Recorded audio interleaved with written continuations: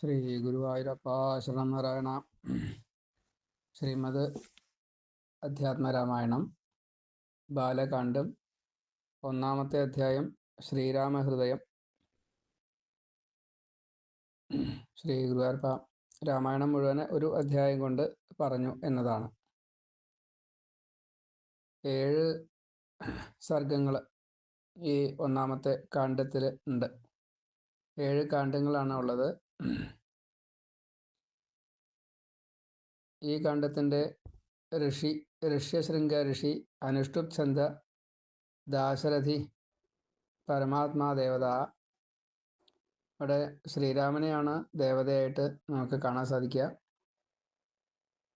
യാഗം ചെയ്ത് ഈ പുത്രകാമേഷ്ടി ചെയ്തപ്പോൾ ആ ഋഷ്യശൃംഗനെയാണ് ഇവിടെ ഋഷിയായിട്ട് പറയാറ്. ശ്രീ ഗുരുവായൂരപ്പ ശരണനാരായണ. ഓം നാരായണായ വിദ്മഹേ വാസുദേവായ ധീമഹി തന്നോ വിഷ്ണു പ്രചോദയാൽ.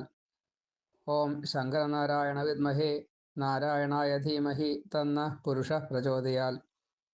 ഓം ദാശരഥായ വിദ്മഹേ സീതാവല്ലഭായ ധീമഹി തന്നോ രാമ പ്രചോദയാൽ. ഓം ആഞ്ജനേയായ വിദ്മഹേ വായുപുത്രായ ധീമഹി തന്നോ ഹനുമൽ പ്രചോദയാൽ. ശ്രീ ഗുരുവായൂരപ്പ. ഓം തത്പുരുഷായ വിദ്മഹേ മഹാദേവായ ധീമഹി തന്നോ രുദ്ര പ്രചോദയാൽ. ഓം സുഭഗായ വിദ്മഹേ ഹൈമവത്यै ധീമഹി തന്നോ ഗൗരി പ്രചോദയാൽ. ഗായത്രി എത്രയാണ് ചോദിച്ചാൽ ശരിയാ, 100 കണക്കിന് ഗായത്രി ഉണ്ട്. നമ്മൾ സാധാരണ ചെല്ലാറും ഓം ഭൂർഭുവസ്വ തത്സവിതുർവരേണ്യം ഭർഗോ ദേവസ്യ ധീമഹി ധിയോ യോ ന പ്രചോദയാൽ. സൂര്യഗായത്രിയാണ് ചെല്ലാറ്. ഇപ്പോൾ പറഞ്ഞു വന്നത് ശ്രീരാമഹൃദയം, അത് രാമായണം മുഴുവൻ പറയുകയാണ്. ഗായത്രിയായിട്ടും മൂലമന്ത്രമായിട്ടും അതേപോലെ ഗ്രന്ഥം മുഴുവനായിട്ടും എത്രയാണ് ഇതിൻ്റെ ഒരു മൂല്യം എന്നുള്ളത് കൃത്യമായിട്ട് പറയാൻ നിവൃത്തിയില്ല. അത്രയും കൂടുതൽ മൂല്യം ഇതിനുണ്ട്. രാമൻ്റെ ചരിതം പറയുന്നത് ശിവനാണ്, കേൾക്കുന്നത് പാർവതിയാണ്. അപ്പോൾ ശിവനിൽ നിന്നും പറഞ്ഞ് പാർവതി കേട്ട് അത് ഹിമവാന് കൊടുത്തു. ഇത് മുഴുവൻ ഭഗവാൻ വിഷ്ണുവിൻ്റെ ഇച്ഛയുമാണ് എന്നതാണ്. അത്രയും പ്രാധാന്യം ഈ രാമായണത്തിന്. ഭൂമിയുടെ ഭാരം പോവാൻ എന്താ വേണ്ടത് എന്ന് എല്ലാ ദേവന്മാരും കൂടിയിട്ട് പ്രാർത്ഥിച്ചപ്പോൾ ദേവന്മാർ മഹാദേവനെയും അതേപോലെ തന്നെ ബ്രഹ്മാവിനെയും കൂട്ടിക്കൊണ്ട് ഇന്ദ്രൻ ഉൾപ്പെടെയുള്ള എല്ലാ ദേവന്മാരും പാലാഴിയിൽ ചെന്ന് സ്തുതിച്ചു എന്നതാണ്. ഇത് കേട്ട് കഴിഞ്ഞപ്പോൾ മഹാവിഷ്ണു മർത്യനായിട്ട് അവതരിച്ച് മർത്യനാൽ മാത്രം മരണം എന്ന് വരം വാങ്ങിയ ആ രാവണനെ വധിക്കാൻ വേണ്ടിയിട്ട്, രാവണ കുംഭകർണന്മാരെ വധിക്കാൻ വേണ്ടിയിട്ട് 4 മൂർത്തിഭാവത്തോട് കൂടിയിട്ട് അവതരിച്ചു എന്നാണ്. ഒപ്പം മായാദേവി സീതയായിട്ട്, ലക്ഷ്മണൻ അനന്തൻ്റെ അവതാരമായിട്ടും, ശംഖ് ഭരതനായിട്ടും, സുദർശന ചക്രം ശത്രുഘ്നനായിട്ടും, ഭഗവാൻ രാമനായിട്ടും അവതരിച്ചു.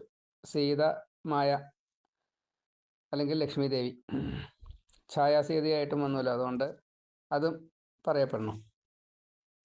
ഇപ്പോൾ യാതൊരു ഭഗവാനാണോ ഇങ്ങനെ നമ്മെ അനുഗ്രഹിക്കാൻ വേണ്ടിയിട്ട് വന്നത്, അന്ന് വന്നപ്പോൾ അവിടുത്തെ കാര്യം അപ്പം ചെയ്തു, പിന്നീട് ഈ കാര്യം സ്മരിക്കുമ്പോൾ നമുക്ക് മുക്തി കിട്ടുകയാണ്. അപ്പോൾ ലീലയാ ഭഗവാൻ സകല സ്വരൂപം സ്വീകരിച്ചു. അനവധി കർമ്മമില്ലാത്ത ഭഗവാൻ ചെയ്തു, ആപത്താണെന്ന് കാണിച്ചു. അങ്ങനെ രാമനാമം അതിൻ്റെ പ്രാധാന്യത്തെ നമുക്ക് ഹനുമാനിലൂടെ പറഞ്ഞു തന്നു. അതിലൊരു കഥയുണ്ട്. അത് ഈ സേതുബന്ധനം നടക്കുന്ന സമയത്ത് പാറകളൊക്കെ പൊന്തി കിടക്കുന്നുണ്ട്. അപ്പോൾ ശ്രീരാമൻ ഒരു പാറ എടുത്തിട്ട് അത് കടലിലേക്ക് ഇട്ടു. അത് താണുപോയി.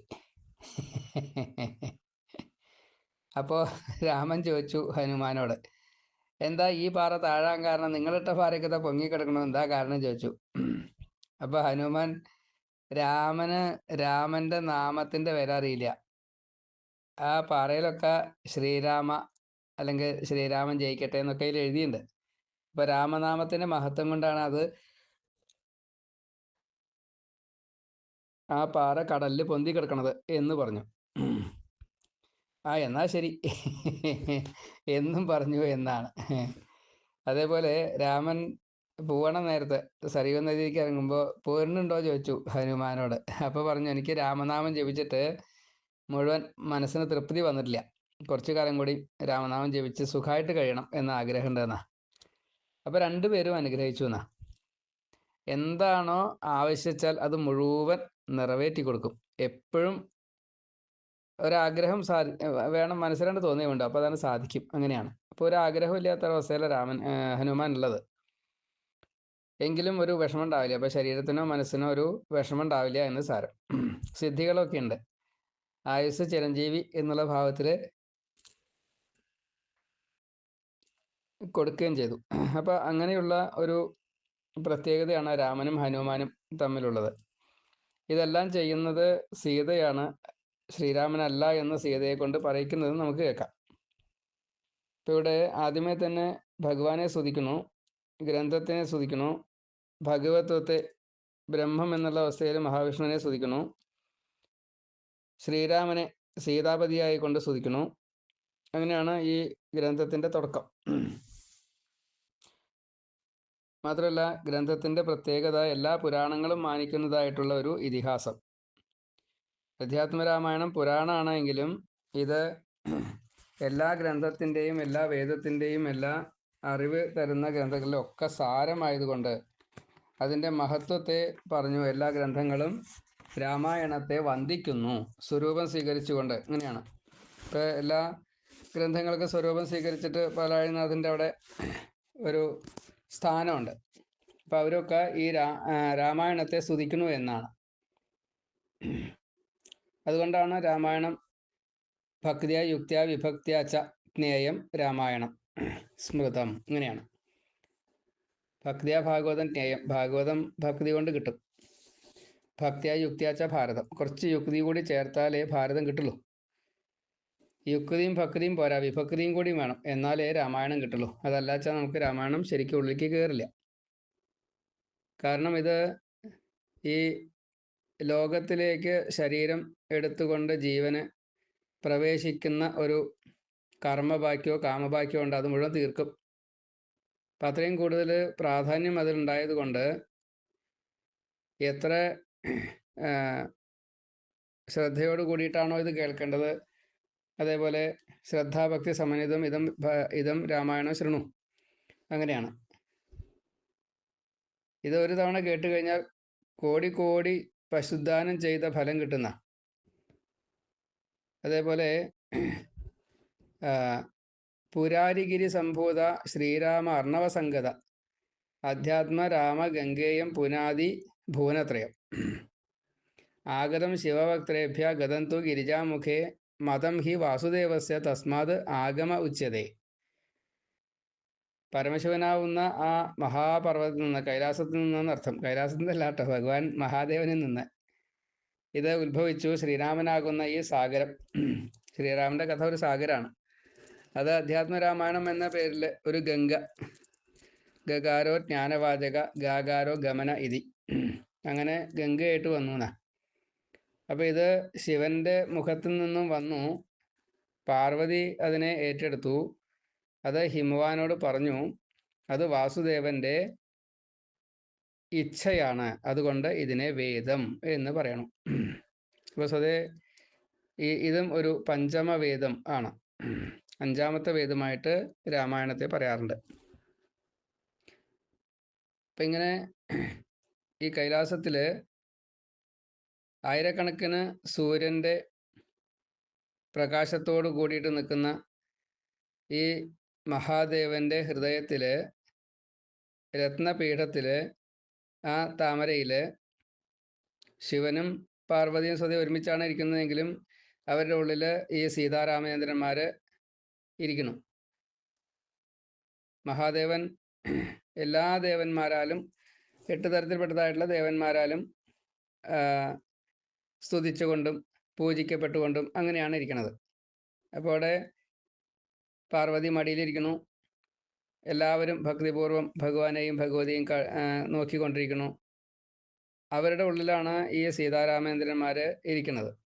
അപ്പോൾ ഈ ലോകത്തിലെല്ലാം എല്ലാ അർത്ഥത്തിലും ശിവമാർഗപ്രണേതാരം പ്രണതോസ്മി സദാശിവം, ശിവമാർഗം പറഞ്ഞു കൊടുക്കുന്ന ഈ മഹാദേവൻ്റെയും പാർവതിയുടെ സാമീപ്യവും അത് ഈ പുരുഷോത്തമനായിട്ടുള്ള ശ്രീരാമൻ്റെ സനാതനം തത്വം പൃച്ഛാമി, ആ രാമൻ്റെ തത്വത്തെ ചോദിക്കാൻ വേണ്ടിയിട്ട് ഓരോരുത്തരും ആഗ്രഹിക്കുന്നു, ശിവനിൽ നിന്ന് തന്നെ കേൾക്കാൻ വേണ്ടിയിട്ട് എന്നാ. ഇങ്ങനെയാണ് ആമുഖം. രാമായണത്തിൻ്റെ തുടക്കത്തിൽ ആമുഖം ശിവനെ പ്രകീർത്തിച്ചുകൊണ്ടും ശിവൻ്റെ ഉള്ളിലുള്ള രാമനെ കാണിച്ചുകൊണ്ടും. അതേപോലെ തന്നെ എല്ലാവർക്കും ആഗ്രഹം എന്താ? ഭഗവാനിൽ നിന്നും ഈ ശിവമാർഗത്തെ ലഭിക്കണം. മഹാദേവൻ്റെ പ്രത്യേകത എല്ലാവരെയും ശാന്തരാക്കുക, സ്വസ്ഥരാക്കുക, ഭക്തരാക്കുക, ഇങ്ങനെ ഒരു ഉദ്ദേശമുണ്ട്. അപ്പോൾ ഏറ്റവും രഹസ്യമായതുപോലും പറഞ്ഞു കൊടുക്കുന്ന ഗുരുസ്ഥാനത്താണ് മഹാദേവൻ. ലോകഗുരു ആണ്, ലോകവൈദ്യനാണ്, ലോകഗുരുവാണ്, ദേവദേവനാണ്. അനവധിയുണ്ട് മഹാദേവൻ്റെ പ്രത്യേകതകളെ, കുറച്ചല്ല. ഒരാളെയും കരയിക്കാതിരിക്കുക എന്ന ആ രുദ്രഭാവം, എല്ലാവരെയും ലയിപ്പിക്കുക എന്ന രൗദ്രഭാവം. ഇപ്പം മഹാദേവൻ്റെ ഓരോ പേരുകൾക്കും പ്രത്യേകം പ്രത്യേക അർത്ഥങ്ങളാണ്. നമുക്ക് അവിടേക്കൊക്കെ എത്താൻ പറ്റുമെന്ന് തന്നെ അറിയില്ല, അത്രയും കൂടുതലാണ്.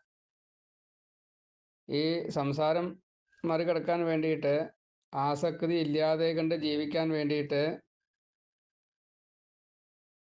ഈ ജനങ്ങൾക്ക് മുഴുവൻ ഭക്തിയെ കൊടുക്കുന്നതായിട്ടുള്ള ജ്ഞാനവും വിജ്ഞാനവും ഒരേപോലെ മനസ്സിലാക്കി തരുന്നതായിട്ടുള്ള ഈ പ്രപഞ്ചത്തിലെ ശബ്ദസ്പർശ രൂപരസഗന്ധങ്ങളെ വേണ്ട എന്ന വൈരാഗ്യ ബുദ്ധിയെ തരുന്ന, അപ്പോൾ മറ്റാർക്കും ചെയ്യാൻ കഴിയാത്ത കാര്യമാണ് മഹാദേവൻ ചെയ്തുകൊണ്ടിരിക്കുന്നത്.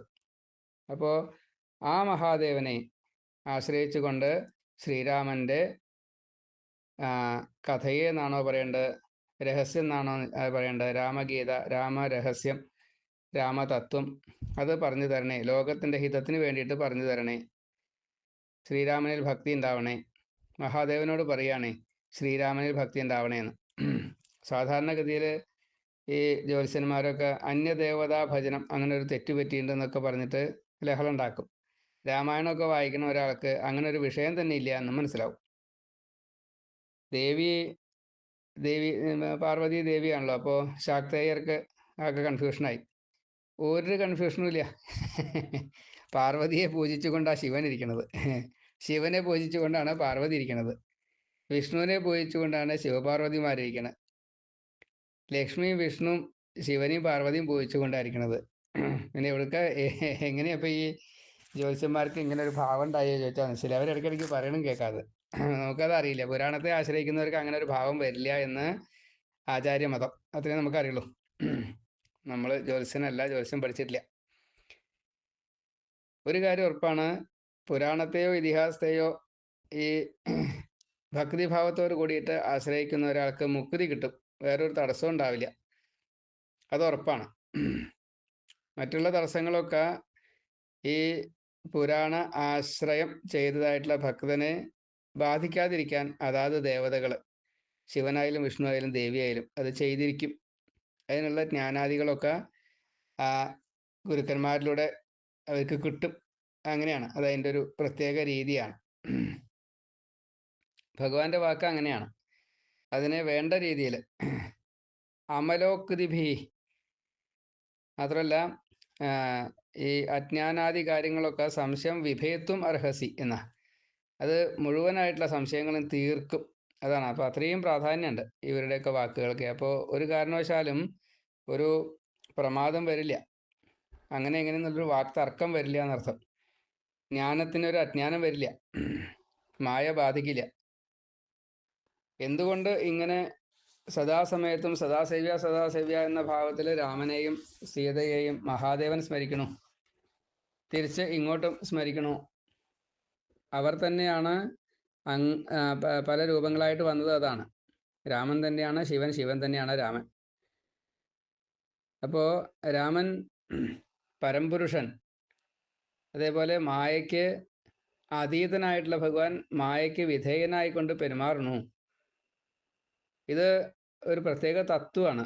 ആ തത്വത്തിനെ മനസ്സിലാക്കാൻ വസിഷ്ഠാദികൾക്ക് പോലും സാധിച്ചിട്ടില്ല. ജ്ഞാനവാസിഷ്ടം, യോഗവാസിഷ്ടം എന്നൊക്കെ വ്യാസനും വസിഷ്ഠനും ഒക്കെ പറഞ്ഞു കൊടുത്തിട്ടുണ്ട്, നമുക്ക് തന്നിട്ടുണ്ട്. 24,000 36,000 ശ്ലോകങ്ങളുണ്ട് ഓരോ ഗ്രന്ഥത്തിലും. പക്ഷെ അതൊക്കെ പറഞ്ഞു തന്നാൽ അവർക്കും ഈ രാമതത്വം എന്താണെന്ന് ശരിക്കും മനസ്സിലാവണില്ല, ശിവതത്വം എന്താണെന്ന് മനസ്സിലാവണില്ല, വിഷ്ണുതത്വം എന്താണെന്ന് മനസ്സിലാവണില്ല, ദേവീതത്വം എന്താണെന്നുള്ള മനസ്സിലാവണില്ല. അത് അവർ പറയണത്, അല്ലാണ്ട് നമ്മൾ പറയണതല്ല. വൈരാഗ്യം, മുക്തി, ഉൽപ്പത്തി, സ്ഥിതി, ലയം. മുക്തി എന്നുള്ളത് പ്രളയം എന്നുള്ള അർത്ഥത്തിൽ, നിർവ്വാണം എന്ന് വെച്ചാൽ മുക്തിയുടെ 4 ഭാവങ്ങൾ പ്രത്യേകമായിട്ടും ഈ ജ്ഞാനവസിഷ്ഠത്തിൽ ഉറപ്പിച്ച് പറയണ ഈ വസിഷ്ഠന് ഇത് പറ്റണില്ല. രാമതത്വം എന്താ, ശിവതത്വം എന്താ, ദേവീതത്വം എന്താന്ന് പറയാൻ പറ്റണില്ല. അവർ പറയാ, നമ്മൾ പറയല്ല. പിന്നെ എങ്ങനെയാ നമുക്കത് മനസ്സിലാവുക? നമ്മൾ അല്പജ്ഞരല്ലേ. അപ്പോൾ രാമൻ സ്വതവേ ജീവിച്ചിരിക്കുന്ന സമയത്ത് ആത്മതത്വം, ആത്മരഹസ്യം അറിഞ്ഞിരുന്നു എങ്കിൽ സീതയെ ചൊല്ലിയിട്ട് ഇങ്ങനെ അന്വേഷിച്ചിട്ട് ഇങ്ങനെ ചെയ്യുമോ എന്നാണ് ചോദ്യം. അപ്പോൾ രാമായണം ശരിക്കും വായിച്ചാൽ നമുക്ക് വേഗം മനസ്സിലാവും. ലക്ഷ്മണനോട് ആ പൊന്മാനെ കൊന്നു വരുന്നതായിട്ടുള്ള ശ്രീരാമൻ, മാരീചനെ കൊന്നു വരുന്നതായിട്ടുള്ള ശ്രീരാമൻ ലക്ഷ്മണനോട് ഇതൊന്നും പറയരുത്, ഇത് പറഞ്ഞു കഴിഞ്ഞാൽ ഒക്കെ പ്രശ്നമാണ്, ഒന്നും അറിയാത്ത രീതിയിൽ ഈ ദുഃഖം അഭിനയിച്ചുകൊണ്ട് വേണം എന്ന് പ്രത്യേകം പറയുന്നുണ്ട്. അപ്പോൾ സീതാന്വേഷണം എന്നുള്ള ദുഃഖം സ്വതേ അവിടെ ഇല്ല. കാരണം രാമൻ തന്നെയാണ് അഗ്നിയിലേക്ക് സീതയെ ലയിപ്പിച്ചതും ഇനി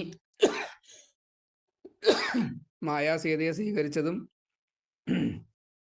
രാവണവധത്തിന് ശേഷം മായാസീതയെ അഗ്നിക്ക് കൊടുത്ത് അഗ്നിയിൽ നിന്ന് സീതയെ സ്വീകരിക്കുന്നത്.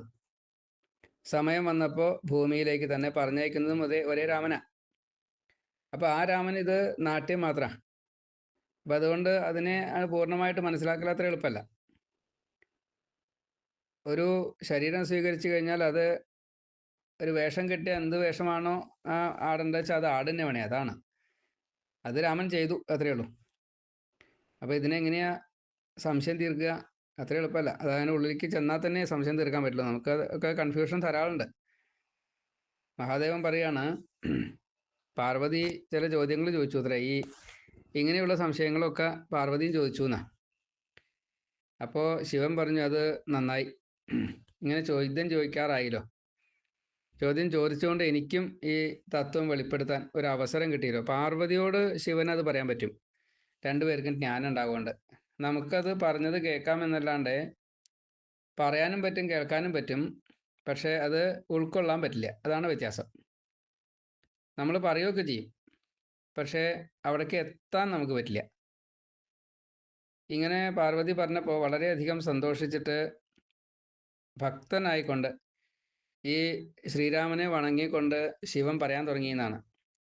രാമൻ പ്രകൃതിക്ക് അതീതനായിട്ടുള്ള പരമാത്മാവാണ്. അദ്ദേഹം ആദിയില്ല, അന്തമില്ല, നടുവില്ല, ഒന്നുമില്ല, അനാദിയാണ്. മാത്രമല്ല ആത്മാരാമനാണ്, സച്ചിദാനന്ദ സ്വരൂപനാണ്, ഏകനാണ്. ബ്രഹ്മാവസ്ഥയിലുള്ള ശ്രീരാമനെ, ഭഗവാനെ മനസ്സിലാക്കുന്നത് എളുപ്പമല്ല, മായാതീതനായിട്ടുള്ള, എന്നാൽ ഇതെല്ലാം കാണിക്കുന്നതും മായ കൊണ്ട് ഇത് എന്ന് പ്രത്യേകം കാണിക്കുന്നതൊക്കെ അതേ ഭഗവാനാണ്. അതൊരു ഗൂഢതത്വമാണ്. അപ്പോൾ താൻ തന്നെ തൻ്റെ മായ കൊണ്ട് തന്നെ മനസ്സിലാക്കാൻ പറ്റാത്ത രീതിയിൽ തൻ്റെ സ്വഭാവത്തെ പ്രചരിപ്പിച്ചു എന്ന് സാരം. അതാണ് രാമൻ. അപ്പോൾ ആ ഭഗവാന്റെ സാന്നിധ്യത്തിൽ ഈ വിശ്വം എന്നത് ഭഗവാനിലേക്ക് ആകർഷിക്കുന്ന, കാന്തത്തിലേക്ക് ആകർഷിക്കുന്ന ഒരു ഇരുമ്പ് പോലെ ഭഗവാനിലേക്ക് ആകർഷിക്കുന്ന ഒരു ലോകം. അപ്പോൾ ഇരുമ്പ് ലോഹം എങ്ങനെയാണോ കാന്തത്തിലേക്ക് ആകർഷിക്കുന്നത്, അതേപോലെ എല്ലാ ജീവജാലങ്ങളും ഈ ലോകത്തിലുള്ള എല്ലാവരും സത്തും അസത്തും ചേതനവും അചേതനവും മുഴുവൻ രാമനിലേക്ക് ആകർഷിക്കപ്പെടുന്നു. അപ്പോൾ ചേതനം നമുക്കറിയാം, നമ്മളെ പോലുള്ളവരൊക്കെ, അല്ലെങ്കിൽ ഇപ്പോൾ പ്രാണിവർഗമായാലും ശരി അങ്ങോട്ട് പോകുന്നുണ്ടെന്ന് മനസ്സിലാവും. പക്ഷേ ഈ അചേതനം എങ്ങനെ പോണു? കല്ലായാലും രാമനാവാൻ വേണ്ടി പ്രാർത്ഥിച്ചുകൊണ്ടിരിക്കണം. ഒരു കല്ലിനെ ബിംബമാക്കി കഴിഞ്ഞാൽ അതിനെ പൂജയൊക്കെ ചെയ്യും, അപ്പോൾ രാമനായിട്ട് മാറിയത്. അതേപോലെ തന്നെ ഒരു കല്ല് ക്ഷേത്രം ഉണ്ടാക്കാനോ ഉപയോഗിച്ചാൽ അത്രയായില്ലോ, രാമൻ്റെ അടുത്തെത്തിയില്ലേ. ഇങ്ങനെ ഓരോന്നിനും ഉണ്ടെന്ന് ഈ താല്പര്യം. അപ്പോൾ അതിനെ മനസ്സിലാക്കൽ എളുപ്പമല്ല. അതിനെ മറ്റൊരു തരത്തിൽ കണക്കാക്കുമ്പോൾ അതൊരു മൗഢ്യമാണ്. ആർക്കും അതിൻ്റെ സത്യം അറിയാൻ പറ്റുന്നില്ല. ശുദ്ധചിത്ത് ആവുക, മനസ്സ് ശുദ്ധമാവുക, ഈ പരമാത്മാവിൽ ഓരോരുത്തരുടെയും ജ്ഞാനം പൂർണ്ണമായിട്ടില്ലെങ്കിൽ അജ്ഞത വരും. അപ്പോൾ അങ്ങനെ അജ്ഞത വന്നാലാണ് ഈ ആരോപിക്കൽ എന്നത് വരിക. ഇവിടെ ശ്രീരാമൻ ജനിച്ചു. ശ്രീരാമൻ ജനിച്ചപ്പോൾ തന്നെ അച്ഛൻ ശ്രീരാമനെ പുത്രനായിട്ട് കണ്ടു, ഭഗവാനാണെന്ന് അറിഞ്ഞിട്ടും. അപ്പോൾ ഒരു ഭ്രമം അവിടെ വന്നു. അതേപോലെ തന്നെ ഭാര്യ തെറ്റ് ചെയ്തു, ഭാര്യ തെറ്റ് ചെയ്തിട്ടില്ല എന്നുള്ള ഉറപ്പുണ്ടായിട്ടും ഭാര്യയെക്കുറിച്ചിട്ട് അപവാദം പറഞ്ഞപ്പോൾ അതൊരു ഭ്രമമാണല്ലോ. ഇങ്ങനെ പുത്രാദിയിൽ ഭ്രമിക്കുക, കർമ്മങ്ങളിൽ ഭ്രമിക്കുക, സംസാരത്തിൽ മുഴുക. എന്ത് നമ്മുടെ തെറ്റാണ് നമ്മളിങ്ങനെ ചെയ്യാനുള്ള കാരണേ. നമുക്ക് ഈ സംസാരം വരാനുള്ള കാരണം നമ്മുടെ തെറ്റാണ്, നമുക്ക് മനസ്സിലാക്കാനുള്ള കഴിവില്ലായ്മയാണ്. മഹാദേവൻ പറയുകയാണ്, രാമനെ മനസ്സിലാക്കാത്തതുകൊണ്ടാണ് ഈ സംസാരം ജനങ്ങൾക്ക് വരണത്. സ്വന്തം കഴുത്തിലിട്ട മാലയെ കാണാതെ കണ്ട് കണ്ണാടി നോക്കിയാലേ കാണുള്ളൂ. അതായത് കുടുക്കി കെട്ടിയിട്ടില്ല, ഒരു ലേശം ഇങ്ങനെ ലൂസായിട്ട് കിടക്കുന്നു. അതിങ്ങനെ സ്ഥിരമായിട്ട് കെട്ടുമ്പോൾ അത് മാല ഉണ്ടെന്ന് അറിയില്ല, അങ്ങനെയാണ്. അപ്പോൾ മാല കഴുത്തിൽ ഇട്ടു ഇല്ല എന്നുള്ള ഓർമ്മയില്ലാതെ കണ്ട് മാല തിരയുന്ന പോലെ, കണ്ണട വെച്ചിട്ട് കണ്ണട തിരയുന്ന പോലെ, ഹൃദയത്തിലുള്ള ഈശ്വരനെ, സാക്ഷിയായിട്ടുള്ള അന്തര്യാമിയായിട്ടുള്ള ഈ രാമനെ നമുക്ക് കാണാൻ പറ്റുന്നില്ല. നമുക്ക് നമ്മുടെ ജീവനെ അറിയാൻ പറ്റുന്നില്ല, പിന്നെ എങ്ങനെയാ പരമാത്മാവിനെ അറിയാം, സാക്ഷിയെ അറിയാം? അപ്പോൾ സൂര്യന് ഇരുട്ടുണ്ട് എന്ന് തോന്നുക കാർമേഘം ഇടയ്ക്ക് വന്നപ്പോഴേ. മേഘമാണ് സൂര്യൻ്റെ പ്രകാശം മറയ്ക്കുന്നത് എന്ന് നമ്മൾ പറയണു. പക്ഷെ അത് നമ്മൾ പറയുകയാണ്. നമ്മുടെ അനുഭവത്തിൽ എന്താ? സൂര്യന് പ്രകാശ തീക്ഷ്ണത ഇല്ല. കാരണം ഇടയ്ക്ക് കാർമേഘമുണ്ട്. ഈ കാർമേഘം പോലെയാണ് നമ്മുടെ മനസ്സിൽ മായ ബാധിച്ചിരിക്കുന്നത് എന്ന് സാരം. ഇപ്പം നമുക്കറിയാം, സയൻസും കാര്യങ്ങളൊക്കെ നമുക്ക് ഉണ്ട്, അതുകൊണ്ട് നമുക്ക് അതിൻ്റെ ജ്ഞാനമൊക്കെ ഉണ്ട്. സൂര്യനപ്പുറത്ത് പൂർണ്ണനായിട്ട് ജ്വലിച്ച് നിൽക്കണു, ഇടയ്ക്ക് കാർമേഘം വന്നു, നമ്മൾ കാർമേഘത്തിൻ്റെ താഴെയാണ്, അതുകൊണ്ട് കാർ എന്നുള്ളത് പോയി കഴിഞ്ഞാൽ നമുക്ക് സൂര്യനെ കിട്ടും. പക്ഷേ ഈ ഒരു ജ്ഞാനം ഇല്ലാത്ത ഒരാൾ മുകളിലേക്ക് നോക്കുമ്പോൾ ഇന്ന് സൂര്യൻ ഇല്ല എന്നേ പറയുള്ളൂ. എന്ന കൂട്ടത്തിൽ നമ്മളിപ്പോൾ പറയണമൊക്കെ ഉണ്ട്, ഈ ആത്മാരാമനായിട്ടുള്ള ഭഗവാൻ ശ്രീരാമൻ ഇങ്ങനെയൊക്കെ ചെയ്തത് നമ്മെ പഠിപ്പിക്കാൻ വേണ്ടിയിട്ടാണ്. അത് പറയാനൊക്കെ പറ്റുന്നുള്ളൂ. പക്ഷെ നമുക്ക് അതുപോലത്തെ ഒരു അനുഭവം വന്നു കഴിഞ്ഞാൽ നമ്മൾ എങ്ങനെയാണ് പെരുമാറുക എന്ന് ചോദിച്ചാൽ എപ്പോഴും അറിയില്ല. അപ്പം എന്താ തോന്നിച്ചാൽ അത് ചെയ്യും എന്നുള്ളതാണ്. നമുക്കൊരു കൺട്രോളില്ല. ഭഗവാൻ കൺട്രോൾഡ് ആയിരുന്നു. ഭഗവാൻ തന്നെ ഭഗവാനെ കൺട്രോൾ ചെയ്യാനുള്ള കഴിവുള്ള ഒരാളായിരുന്നു. എന്നിട്ട് ഇങ്ങനെ കൃത്രിമമായിട്ട് കാണിച്ചതാണ് എന്നറിയുമ്പോഴാണ് അതിൻ്റെ നമ്മളെ പഠിപ്പിക്കാൻ വേണ്ടി ഭഗവാൻ ഇത്ര കഷ്ടപ്പെട്ടുല്ലോ എന്ന് തോന്നുക. അതാണ്. അപ്പോൾ ഇതൊക്കെ മഹാദേവൻ പാർവതിയോട് പറയുകയാണ്. ഇങ്ങനെയുള്ള പ്രവൃത്തികളെ കണ്ടിട്ട് പരമാത്മാവിൽ, ഈ ശ്രീരാമനിൽ നമ്മളൊക്കെ മോഹിച്ചു പോവുകയാണ്. ആത്മനഃ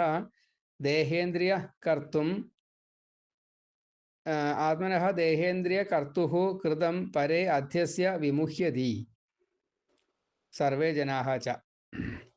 അപ്പോൾ മോഹിപ്പിക്കപ്പെടുകയാണ്. ഇത് പ്രകാശരൂപത്തിന് ഒരിക്കലും ഒരു തടസ്സവുമില്ലാതെ കണ്ട് സൂര്യനിൽ നിന്ന് രശ്മികളിലൂടെ പുറത്തേക്ക് വരുന്നു, ഊർജം തരുന്നുണ്ട്, എല്ലാം തരുന്നുണ്ട്.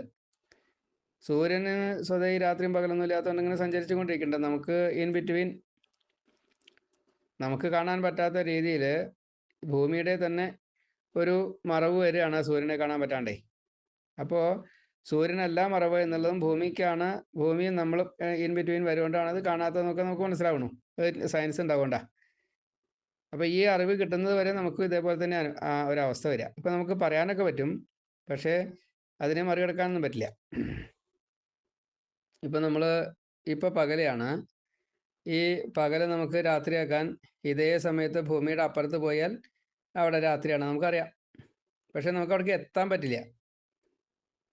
മനസ്സുകൊണ്ട് അത് മനസ്സിലാവുന്നല്ലാണ്ട് അവിടേക്ക് എത്താൻ നമുക്ക് പറ്റില്ല. ഇത് എത്താൻ പറ്റും യോഗികൾക്ക്. യഥാർത്ഥത്തിലുള്ള ഈശ്വരഭാവത്തിൽ എത്തിയതായിട്ടുള്ള ഒരു യോഗിക്ക് അവിടേക്ക് എത്താൻ പ്രയാസമില്ല. അപ്പോൾ സദാസമയത്തും പ്രകാശം. ഇനി പ്രകാശം ഇല്ലാച്ചിട്ട് പ്രത്യേകിച്ചൊന്നും സംഭവിക്കാനും ഇല്ല. നമുക്ക് രാത്രി ഉറങ്ങുകയൊക്കെ വേണ്ടേ?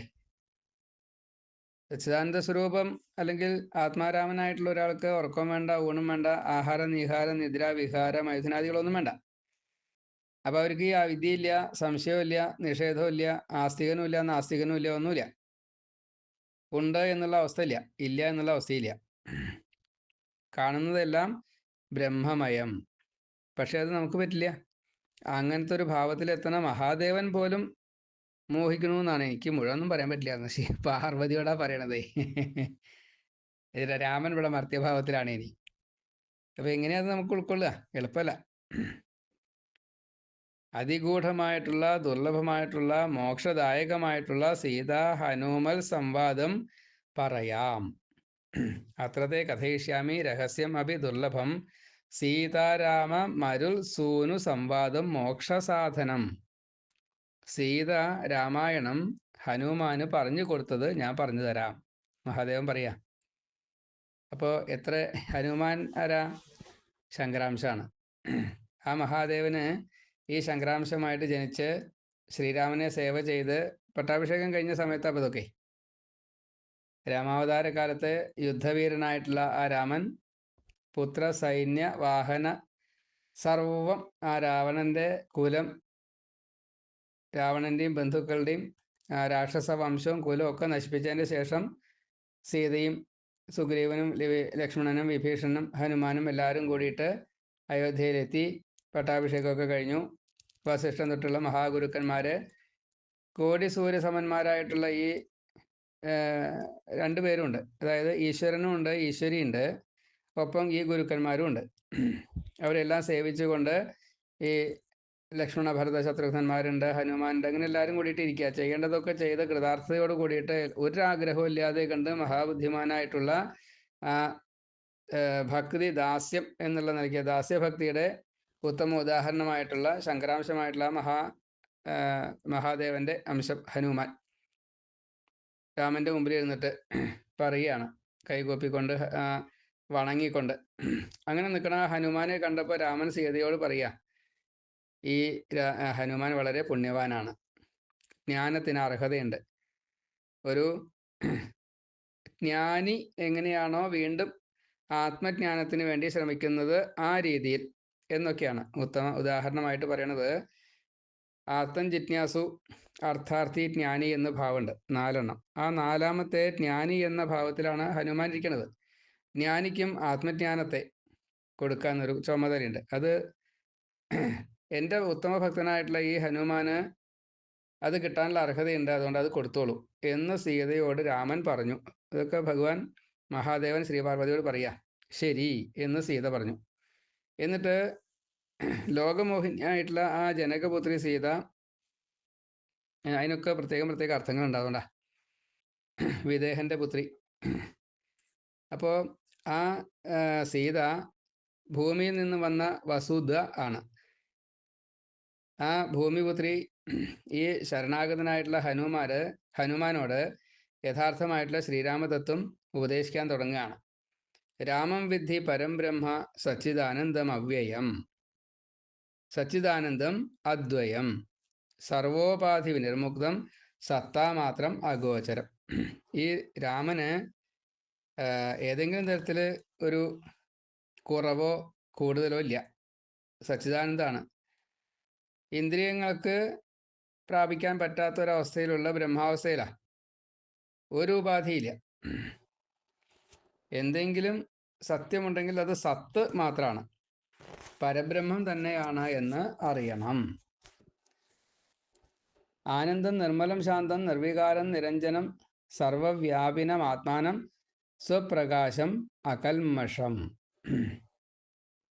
ഇങ്ങനെ രാമൻ്റെ ബ്രഹ്മാവസ്ഥയെ, സച്ചിദാനന്ദനായിട്ടുള്ള നിർമ്മലനായിട്ടുള്ള ശാന്തനായിട്ടുള്ള വികാരം ഇല്ലാത്ത, മാലിന്യം കലരാത്ത, എല്ലാ ദിക്കിലും നിറഞ്ഞ സ്വയം പ്രകാശിതമായിട്ടുള്ള, പരിണാമമില്ലാത്ത, പാപമില്ലാത്ത ആത്മതത്വം, ബ്രഹ്മതത്വം രാമൻ എന്ന് പറഞ്ഞതിന് ശേഷം സീതയെ പറ്റി പറയാണ്, മാം വിദ്ധി മൂലപ്രകൃതിം സർഗസ്ഥിത്യന്തകാരിണീം തസ്യ സന്നിധി മാത്രേണ സൃജാമി ഇദം അതന്ത്രിത. എന്നെ, സീതയെ, പ്രപഞ്ചത്തിൻ്റെ ഉൽപ്പത്തിസ്ഥിതി സംഹാരങ്ങൾക്ക് കാരണക്കാരിയായിട്ടുള്ള മൂലപ്രകൃതിയായിട്ട് കണക്കാക്കണം, മനസ്സിലാക്കണം. രാമസാന്നിധ്യം കൊണ്ട് മാത്രമാണ് ജാഗ്രതയോട് കൂടിയിട്ട് ഈ കാണുന്നതെല്ലാം ഞാൻ സൃഷ്ടിക്കുന്നത്. അപ്പോൾ രാമായണത്തിലെ ഏറ്റവും പ്രധാനപ്പെട്ട ശ്ലോകം സീതയാൽ പറയപ്പെട്ടതാ. ഇത് അധ്യാത്മരാമായണത്തിലെ കാര്യമാണ്. ഇനി വാൽമീകി രാമായണത്തിൽ പറയുന്നത്, രാമം ദശരഥം വിദ്ധി മാം വിദ്ധി ജനകാത്മജാം അയോധ്യാം അടവിം വിദ്ധി ഗച്ഛതാത യഥാസുഖം. അത് ലക്ഷ്മണനോട് ലക്ഷ്മണൻ്റെ അമ്മ പറയുന്നതായിട്ടുള്ള കാര്യമാണ്, സുമിത്ര പറയുന്നതായിട്ടുള്ള വാചകമാണ്. രാമനെ ദശരഥനായിട്ട് കണക്കാക്കണം, അപ്പോൾ അച്ഛനായിട്ട് കണക്കാക്കണം. എന്നെ, സീതയെ ഞാനായിട്ട് കണക്കാക്കണം, സുമിത്രയായിട്ട് കണക്കാക്കണം. ഈ കാട്ടിലേക്കാണല്ലോ പോണത്, ഘോര വിപിനാണ്. അപ്പോൾ ഭവാടവി, ഒരു ദണ്ഡക കാനനം, അവിടെ ആ കാട് അയോധ്യയായിട്ട് കണക്കാക്കണം, യഥേഷ്ടം പൊയ്ക്കോളൂ എന്ന് ലക്ഷ്മണനോട് സുമിത്ര പറയാം. അത് അധ്യാത്മരാമായണത്തിലല്ല, വാൽമീകി രാമായണത്തിലെ ശ്ലോകമാണ്. ഇവിടെ രാമനെ ബ്രഹ്മതത്വമായിട്ടും തന്നെ പ്രകൃതിയായിട്ടും സീത പറയുന്ന 3 ശ്ലോകങ്ങൾ വളരെ പ്രധാനമാണ്. ഇത് മഹാദേവൻ പറയാ ആരോട്? പാർവതിയോട്. അപ്പോൾ ആ ശ്രീരാമൻ്റെ സാമീപ്യം കൊണ്ടാണ് ഈ സൃഷ്ടിയാദികളെല്ലാം അദ്ദേഹം ചെയ്യുന്നു എന്ന് തോന്നിക്കുന്ന രീതിയിൽ ഞാൻ ചെയ്യണത്. അയോധ്യ നഗരത്തിൽ പരിപാവനമായിട്ടുള്ള രഘുവംശത്തിൽ സൂര്യകുല ജാതനായിക്കൊണ്ട്, ഇക്ഷ്വാകു വംശജാതനായിക്കൊണ്ട് ഇവിടെ രാമൻ ജനിച്ചു. പിന്നെ രാമായണ കഥയിലേക്ക് കടക്കുകയാണ്. വിശ്വാമിത്രനെ സഹായിക്കാൻ വേണ്ടിയിട്ട് യാഗരക്ഷ ചെയ്യുക തുടങ്ങിയുള്ള കാര്യങ്ങളൊക്കെ ചെയ്തു. അഹല്യയെ കല്ലിൽ നിന്ന് മുക്തനാക്കി വീണ്ടും ഗൗതമൻ്റെ അടുത്തേക്ക് പറഞ്ഞയച്ചു. അഹല്യാമുക്തി. പിന്നെ ത്രയംബകം എന്ന ആ വില്ല് പൊട്ടിച്ച് സീതയെ പരിഗ്രഹിച്ചു. രാമൻ സീതയെ വേളിയഴിച്ചു. പരശുരാമൻ്റെ വിഷ്ണു യശസ്സിനെ, വിഷ്ണുത്വത്തെ, അല്ലെങ്കിൽ അതൊരു പ്രത്യേക ഭാവമാണ്. ആ വിഷ്ണു ഭാവത്തെ ഭഗവാൻ രാമൻ സ്വീകരിച്ചു. പിന്നെ 12 വർഷം സുഖമായിട്ട് 12 വാർഷിക വാസ അയോധ്യ നഗരെ മയ, ഈ ശ്രീരാമ സഹിതം സുഖമായിട്ട് വസിച്ചു എന്ന് പ്രത്യേകം പറയുന്നുണ്ട്. അതിനുശേഷം ദണ്ഡകവനത്തിലേക്ക് പോയി വിരാധനെ വധിച്ചു, മാരീചനെ വധിച്ചു. മായാസീതയായിട്ടുള്ള എൻ്റെ ഛായയെ മറ്റേ രാവണൻ കട്ടുകൊണ്ടുപോയി. ജഡായുവിന് മുക്തി കൊടുക്കേണ്ടി വന്നു. കബന്ധന് മുക്തി കിട്ടി. ശബരിക്ക് മുക്തി കൊടുത്തു. ശരഭംഗന് മുക്തി കൊടുത്തു. സുഗ്രീവനുമായിട്ട് കൂടിക്കാഴ്ച നടത്തി. ബാലിയെ വധിച്ചു, മുക്തി കൊടുത്തു. സീതാന്വേഷണത്തിനായിട്ട് എല്ലാവരും കൂടിയിട്ട് യാത്രയാവണു.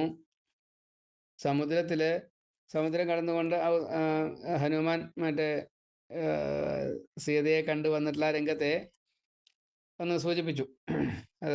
അതിന് ശേഷം വെച്ചാൽ സുന്ദരകാന്ഡം ഒന്ന് സൂചിപ്പിച്ചു എന്ന് സാരം. അതിനുശേഷം സമുദ്രത്തിൽ ചിറകെട്ടി സേതുബന്ധനം നടത്തി. പിന്നെ യുദ്ധത്തിൽ ഈ ദുഷ്ടാത്മാവായിട്ടുള്ള രാവണനെ, കുലം, പുത്രൻ, അങ്ങനെയില്ല, ഇത് മുഴുവൻ നശിപ്പിച്ചു.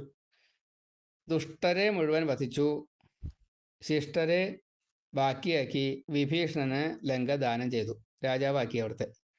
പുഷ്പവിമാനത്തിൽ അയോധ്യയിലെത്തി. രാമന് രാജാഭിഷേകം ചെയ്തു. ഈ കർമ്മങ്ങളൊക്കെ ചെയ്തത് സീതയാണ്, ഞാനാണ് എന്ന് സാരം. ഇതൊക്കെ ഒരു വികാരവുമില്ലാത്തതായിട്ടുള്ള പരബ്രഹ്മമായിട്ടുള്ള ആത്മാരാമനായിട്ടുള്ള രാമനിൽ ആരോപിക്കുക മാത്രമാണ്. രാമോ ന ഗച്ഛതി ന തിഷ്ഠതി ന അനുശോചതി ആകാംക്ഷതേ ത്യജതി നോ ന കരോതി കിഞ്ചിത് ആനന്ദമൂർത്തിരചല പരിണാമഹീനോ മായാഗുണാനുഗതോ ഹി തഥാ വിഭാതി. അപ്പം രാമൻ എങ്ങോട്ടും പോകണില്ല, നിൽക്കണില്ല, ദുഃഖിക്കണില്ല, കരയണില്ല, ഒന്നും ഇച്ഛിക്കണില്ല, ഉപേക്ഷിക്കണില്ല, കർമ്മമില്ല. ആനന്ദമൂർത്തിയായിട്ട് ചലനമറ്റ് ഇല്ലാത്തതാണ് ഉണ്ട് എന്ന് തോന്നിക്കുകയാണ്. മായയുടെ ഗുണപ്രഭാവം എന്നുവെച്ചാൽ എൻ്റെ പ്രഭാവം കൊണ്ട് അങ്ങനെ തോന്നുന്നു. വേറെ ഇതിൽ രാമന് യാതൊരു പങ്കുമില്ല എന്ന് പ്രത്യേകം ഓർമ്മിപ്പിക്കുകയാണ്. ഇതൊക്കെ ഹനുമാനോട് സീത പറയാ. ഈ രാമൻ തന്നെ അവിടെ ഹനുമാൻ രാമൻ്റെ കാല് പിടിച്ചിട്ടാണ് ഇരിക്കുന്നത്. സീത ശ്രീരാമൻ്റെ തൃത്തുടയിലാണ് ഇരിക്കുന്നത്. അപ്പം അരികിലിരിക്കുന്ന ഹനുമാനോട് പറയാണ്, ആത്മാവ് രാമൻ, അനാത്മാവ് പ്രകൃതിയായിട്ടുള്ള ഞാൻ. അപ്പം ഈ പരമാത്മാവായിട്ടുള്ള ഈ ശ്രീരാമൻ്റെ, ഈശ്വരൻ ഭഗവാൻ പരമാത്മാവ്, അപ്പോൾ അതിനൊരു പ്രത്യേക അർത്ഥമുണ്ട്. ആ അർത്ഥത്തെ ഒന്ന് പറയുകയാണ്. ആകാശത്തിന് എപ്രകാരമാണോ എല്ലാ ദിക്കിലും സർവ്വവ്യാപിത്വം കിട്ടുന്നത്, അതേപോലെ മഹാകാശം, ഘടാകാശം, ഗൃഹാകാശം, ഇപ്പോൾ വെള്ളത്തിലാച്ച അവിടെ ആകാശമുണ്ട്, പ്രതിബിംബം, ഇങ്ങനെ ഒന്നുമില്ല പക്ഷെ അവിടെ ആകാശമുണ്ട്, എല്ലാ ദിക്കിലും കാണപ്പെടുന്നു എന്നാണ്. ചൈതന്യമുള്ളതിന് തന്നെ 3 തരത്തിൽപ്പെട്ടതായിട്ട് കാണാൻ പറ്റുന്ന, ബുദ്ധി കൊണ്ട് മറയ്ക്കപ്പെട്ടത് പൂർണ്ണനായിട്ടുള്ള ഈ പരമാത്മാവ് ബുദ്ധിയിൽ നിഴലിക്കുന്നത്. ഇപ്പം നമ്മളൊക്കെ സ്വതേ ബുദ്ധിയിൽ നിഴലിക്കുന്നവരാ. നമുക്ക് പൂർണ്ണനായിട്ടുള്ള പരമാത്മാവിനെ അറിയാൻ സാധിക്കില്ല. പിന്നെ മുഴുവനും മറയ്ക്കപ്പെട്ട ഒരവസ്ഥയിലല്ല. നമുക്ക് ആര് എന്നൊന്നും നമുക്ക് അറിയാറിയില്ല, പക്ഷെ ഇങ്ങനെ എന്തോ ഉണ്ട് എന്നറിയാം. ഒരു ജ്ഞപ്തി മാത്രം എന്ന നിലയ്ക്ക് ഭാഗവതന്മാർക്കൊക്കെ അതറിയും. അപ്പോൾ ഇതൊരു ഭാസിക്കുക, അതൊരു ആഭാസമായിട്ട്, അതായത് നമ്മൾ ഈ ചീത്താർത്ഥത്തിലുള്ള ആഭാസം എന്നുള്ളതല്ല. അവിടെ ഉണ്ട്, പ്രകാശമുണ്ട്, പക്ഷേ പ്രകാശം എവിടുന്നാണ് തരണം. അപ്പോൾ നമ്മൾ ടോർച്ച് അടിക്കുകയാണ് വെച്ചാൽ ടോർച്ചിൽ നിന്നാണ് പ്രകാശം വരണത് എന്ന് നമുക്ക് മനസ്സിലാവും. പക്ഷേ ഈ പ്രകാശം എവിടുന്നാണ് വരണമെന്ന് വെച്ചില്ല. ഇപ്പോൾ സൂര്യൻ എന്ന് വെച്ചാൽ സൂര്യൻ നിന്നാണെന്ന് മനസ്സിലാവും. അഗ്നിയിൽ നിന്നാണെന്ന് വെച്ചാൽ, തീയിൽ നിന്നാണെന്ന് വെച്ചാൽ രാത്രി തീ കത്തിച്ചാൽ തീയിൽ നിന്നാണ് നമുക്ക് മനസ്സിലാവും. പക്ഷേ അതേപോലെയല്ല ഈ പ്രകാശം, അത് ഏതോ ഒരു തരത്തിലുള്ള പ്രതിഭാസം എന്നേ നമുക്ക് പറയാൻ പറ്റുള്ളൂ. അപ്പം അതിനിവിടെ ഉപയോഗിച്ച വാക്ക് സ ആഭാസ ബുദ്ധേഹ എന്ന, ബുദ്ധിയുടെ ഈ ആഭാസത്വം കാരണം കൊണ്ട് ശരിക്കും സാധിക്കണില്ല, ഈ പ്രകാശത്തെ സ്വീകരിക്കാൻ സാധിക്കണില്ല, എന്നുണ്ട് എന്ന് അറിയണമുണ്ട്. അപ്പോൾ ബുദ്ധിയുടെ ഈ പ്രവൃത്തി, ഈ ജീവതത്വം ബ്രഹ്മതത്വം ഉണ്ട് എന്ന് അറിയാൻ പറ്റാത്തവണ്ണം കുറച്ചൊരു മൗഢ്യത്തിലാണ് ശരീരബോധത്തിലുള്ള ഓരോ ജീവനും. മുക്താവസ്ഥയിലുള്ള ആൾക്കും ശ്രീ ശിവബ്രഹ്മർഷിക്ക് ഈ ഒരു അബദ്ധം വരില്ല. അപ്പം അതേപോലെ എല്ലാവർക്കും അത് പറ്റില്ല, നമുക്കൊന്നും പറ്റില്ല. കാരണം നമ്മളൊക്കെ ദേഹബോഹികളാണ്. അപ്പോൾ പരമാത്മാവ് ഇങ്ങനെ ഉണ്ട് എന്ന് നമുക്കൊക്കെ അറിയണമുണ്ട്. അപ്പോൾ നമ്മളൊക്കെ ഒരു ഇടയിൽ പെട്ടവരാണെന്ന് സാരം. ബുദ്ധിയിൽ നിഴലിക്കുക എന്നൊരവസ്ഥയിലാണ് നമുക്കൊക്കെ. ബിംബഭൂതം ആഭാസഹ തു അപരം, ഇതാണ്. അതുകൊണ്ടാണ് ആഭാസം എന്നുള്ള വാക്കയിൽ പറഞ്ഞുകൊണ്ടാണ് നമ്മൾ ആഭാസം എന്ന് പറയുമ്പോൾ ചീത്ത എന്നുള്ള അർത്ഥത്തിലാണ് കണക്കാക്കുക. അപ്പം അങ്ങനെയല്ല ഇവിടെ, അത് നല്ലോണം അറിയണം. ഇങ്ങനെ ഈ ബുദ്ധിയിൽ നിഴലിക്കുന്നതായിട്ടുള്ള ഇതിനെ വേണ്ടത്ര അറിയാത്തത് കൊണ്ട് സംശയം ഉണ്ടായി, നിഷേധം ഉണ്ടായി, അവിദ്യ എന്നതിന് പേര് പറയപ്പെട്ടു. മോഹം, മഹാമോഹം തുടങ്ങിയിട്ടുള്ള കാര്യങ്ങളൊക്കെ ഇതിൽ നിന്നുണ്ടായതാ. ഈ ബ്രഹ്മത്തിന് ഇത് എന്തെങ്കിലും ഉണ്ടോ? ഇല്ല. അപ്പോൾ യഥാർത്ഥത്തിലുള്ള തോന്നല്, ജീവന് ഇങ്ങനെ ഒന്നുണ്ട്, അവിടേക്ക് എത്തണം എന്നുള്ളത് തോന്നല്, ഈ അതുതന്നെയാണ് ഇത് എന്ന് വേദത്തിൻ്റെ സൂത്രവാക്യം തത്വമസി, അഹം ബ്രഹ്മാസ്മി, അയം ആത്മാ ബ്രഹ്മ, പ്രജ്ഞാനം ബ്രഹ്മ, ഹംസസോഹം, ബ്രഹ്മൈവോഹം സർവം ഖല്ലിതം ബ്രഹ്മ, അങ്ങനെ ധാരാളം ഉണ്ട് വാക്കുകൾ, സൂത്രവാക്യങ്ങൾ ധാരാളമുണ്ട്. അപ്പോൾ ഇത് തോന്നിപ്പിക്കുകയാണ്, നമ്മളിങ്ങനെ എപ്പോഴും തോന്നിപ്പിക്കുക. അപ്പോൾ ഈ പ്രകാശം നമ്മൾ യഥാർത്ഥത്തിലുള്ള പ്രകാശത്തിലേക്ക് നമ്മൾ എത്തും, നമ്മുടെ ബുദ്ധി എത്തും. അത് എപ്പോഴാണ് എത്തുക? ഭഗവാന്റെ അനുഗ്രഹം ഉണ്ടാക്കുമ്പോൾ, ഐക്യബോധം ഉണ്ടാക്കുമ്പോൾ മാത്രം. ഐക്യജ്ഞാനം ഉൽപ്പന്നം തഥാ യഥാ ആത്മനഃ, ഈ മഹാവാക്യേന ഐക്യജ്ഞാനം ഉൽപ്പന്നം യഥാ തഥാ, ആ സമയത്ത് അവിദ്യ സ്വകാര്യൈഹി ച നശ്യതി ഏവ ന സംശയ. എപ്പോഴാണോ ഇങ്ങനെയുള്ള വാചകങ്ങളെ നമ്മുടെ ഉള്ളിലേക്ക് ആക്കാൻ സാധിക്കുന്നത്, അപ്പോൾ ഈ ഐക്യബോധം സാധിക്കും. അപ്പോൾ അവിദ്യ തീരും, നമുക്ക് ഭഗവാനെ മനസ്സിലാക്കാൻ സാധിക്കും, ഭഗവത് തത്വത്തിനെ മനസ്സിലാക്കാൻ സാധിക്കും. ആ ഭഗവാന്റെ ഭക്തനാണ് ഞാൻ എന്ന് നമുക്ക് മനസ്സിലാക്കാൻ സാധിക്കും. ഇപ്പോൾ ഹനുമാൻ ആ ഒരു അവസ്ഥയിലുള്ളത്, എന്നാലും അതിനൊന്ന് ഉറപ്പിച്ച് കൊടുക്കുകയാണ്. ഹനുമാൻ ഈ മോഹമൊന്നുമില്ല, ദേഹബോധമോ ഇതൊന്നുമില്ല. അപ്പോൾ നമുക്കൊന്നും ഇങ്ങനെ 100 ജന്മം കൊണ്ടും ഈ ജ്ഞാനം കിട്ടാൻ എളുപ്പമല്ല. പക്ഷേ ഹനുമാനെ പോലുള്ളവർക്ക് ഒരു ജന്മേ വേണ്ടൂ. വിശുദ്ധി എന്നുള്ളത് ചിത്തത്തിൻ്റെ ശുദ്ധിയാണ്. ചിത്തത്തിൻ്റെ ശുദ്ധി കിട്ടിയാലാണ് ചിത്തത്തിലിരിക്കുന്ന ഭഗവാനെയും ആ ജീവനെയും അതിൻ്റെ ഗൂഢതത്വത്തെയും ഒക്കെ മനസ്സിലാക്കാൻ സാധിക്കുള്ളൂ. നമ്മൾ സാക്ഷിയായിട്ടിരിക്കുന്ന ഭഗവാനെ സാക്ഷാത്തായിട്ട് കണ്ടാൽ മാത്രമേ ഈ ജീവനാകുന്ന നമുക്ക് ദേഹബോധത്തിൽ നിന്നും മുക്തി കിട്ടുള്ളൂ.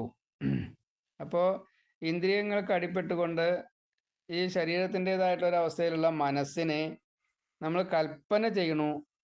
അപ്പോൾ എന്തെങ്കിലുമൊക്കെ ഉണ്ടാവും എന്നല്ലാണ്ട് വേണ്ട രീതിയിൽ ഉണ്ടാവില്ല. യഥാർത്ഥത്തിലുള്ള ഒരു ഭക്തി ഇല്ലാത്ത ഒരാൾക്ക് ഒരു ഷഠന് തൊട്ട് മനസ്സിലാവില്ല, പറഞ്ഞു കൊടുക്കുകയും വേണ്ട.